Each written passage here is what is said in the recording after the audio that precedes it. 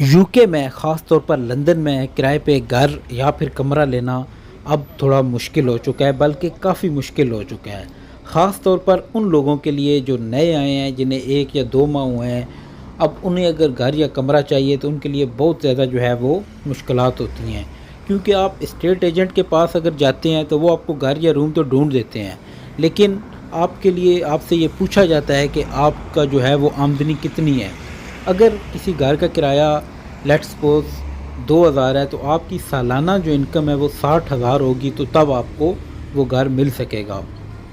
अब इस वीडियो में मैं आपको बताऊंगा एक ऐसा तरीक़ाकार जिसके ज़रिए आप स्टेट एजेंट से बच के डायरेक्टली जो है वो लैंडलॉर्ड को उसके साथ रब्ता कर सकते हैं, और इन चीज़ों से बच के जो है वो आप अपने लिए कमरा घर थोड़ा मुश्किल होगा, लेकिन कम से कम कमरा सिंगल बेडरूम डबल बेडरूम अपने लिए जो है वो आप ढूंढ सकते हैं। ये जो रूम टू लेट के एड्स आप देख रहे हैं, ईस्ट लंदन में एक शॉप है, और ऐसी शॉप्स हर टाउन में होती हैं।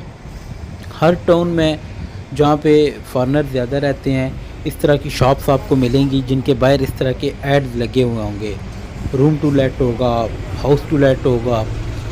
तो आप अगर ऐसी शॉप पे जाएं तो नीचे देखें आप, नंबर भी लिखे हुए हैं। जो नंबर लिखे हुए हैं ये हाउस जो ऑनर हैं उनके होंगे, या फिर इस घर में जो रह रहा है, जिसके पास ज़िम्मेदारी है इस घर की, उसका नंबर होगा।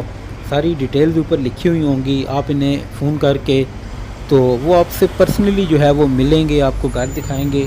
अगर उन्हें लगता है कि आप उनके साथ चल सकते हैं तो वो फिर आपको घर या मकान जिस मकसद के लिए आप गए हुए होते हैं वो आपको दे देते हैं। लेकिन ये चूँकि ईस्ट लंदन का इलाका है, ये गुडमेज का इलाका है, इसी तरह इवन के पूरे लंदन में जो है वो ऐसी शॉप्स के बाहर विंडो एडवर्टाइजमेंट हो रही होती है। अगर आप इल्फर्ड में हैं तो इल्फर्ड स्टेशन से आप बाहर निकलेंगे, राइट साइड पे आप जाएंगे तो वहाँ पे एक बहुत बड़ी शॉप है। साउथ हॉल में ऐसी बहुत ज़्यादा शॉप्स हैं, आंसलो में हैं। तो जो नए आने वाले लोग हैं उनके लिए ये एक बेस्ट ऑप्शन है। इसके अलावा कुछ और वेबसाइट्स भी हैं, गम ट्री है, फेसबुक मार्केट प्लेस है, वहाँ पे भी आप डायरेक्टली जो है वो लैंडलॉर्ड को अप्रोच कर सकते हैं।